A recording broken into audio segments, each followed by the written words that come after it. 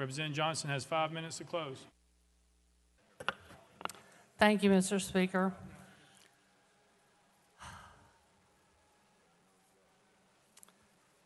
First, I want to say some names.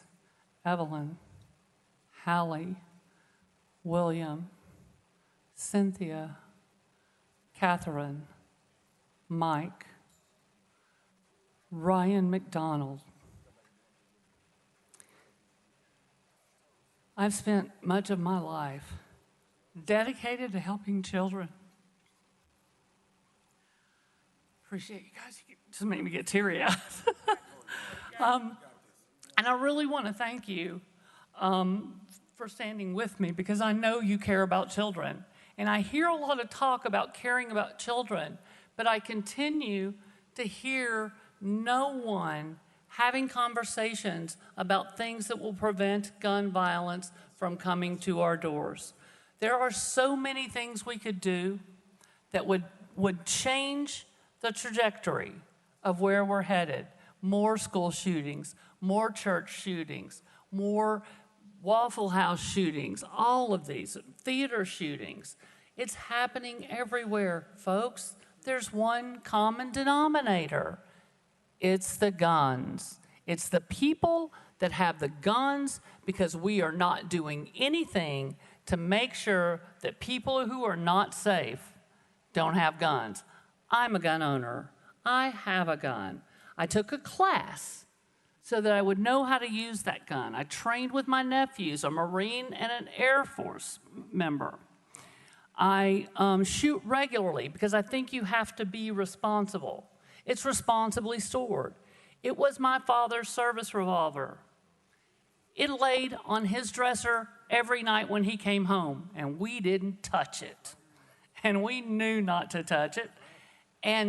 But we grew up with that. But my father believed in things that we can do to prevent gun violence. My Marine nephew came home from losing his best friend in Afghanistan, went to live with his best friend's family because they were without their child in Massachusetts.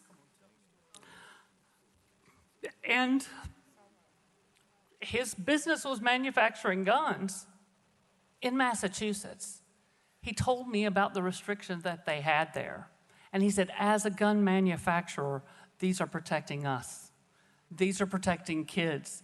I sat down with him for hours to talk about what things made sense to you guys as manufacturers, and what things did you think were a bridge too far. Not only did he talk to me about it, but he collectively got online with a lot of his colleagues in the same sort of business and sought agreement from all of them. This is the way we get to solutions. But we've got to have those conversations. We have got to be allowed to stand up and speak for our constituents. And we have to welcome this younger generation who might do it a little bit differently, but they are fighting like hell for their constituents. And that's what they sent them here for. That's what they're doing. It's going to look different, you guys. The next generation always does. Respect the human dignity of every citizen in the state of Tennessee, and not just the ones that look like you, and not just the ones that agree with you. We've done so much damage up here to vulnerable communities this year, and now we're doing damage by not addressing the concerns of the families and the children. I cannot tell you how many phone calls I got from Republicans and Democrats and independents from my district saying thank you. And from outside of my district in Knox County, from many of my colleagues on the other side of the aisles districts, Republicans I heard from. We want action. Our hearts compelled us to come up here for action. We need to allow people to speak for the 70,000 folks that sent them here. And earlier when my colleague said 200,000, he was talking about the combined total of the three of us. That's what he was talking about. So be careful about putting words in people's mouth. I have words.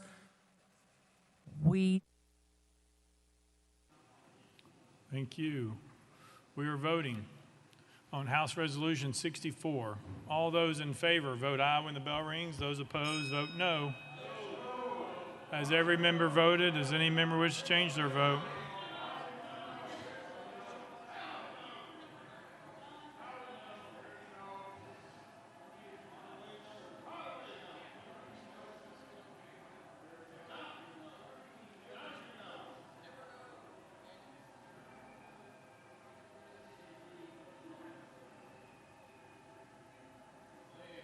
Has everybody voted? Does anybody wish to change their vote?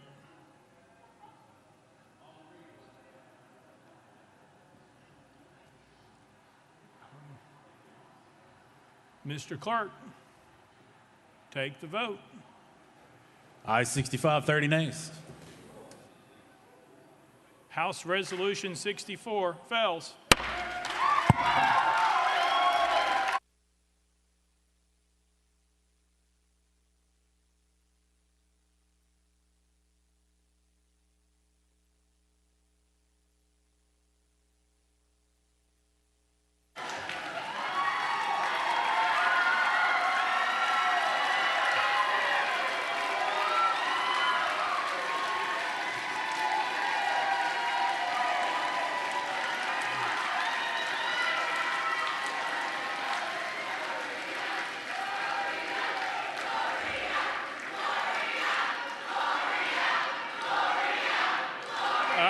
That's out of order. Out of order. Out of order.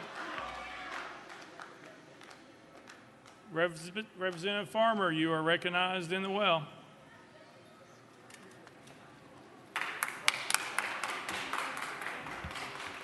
Thank you, Mr. Speaker. I move adoption of House Resolution 63. Chairman Farmer moves adoption.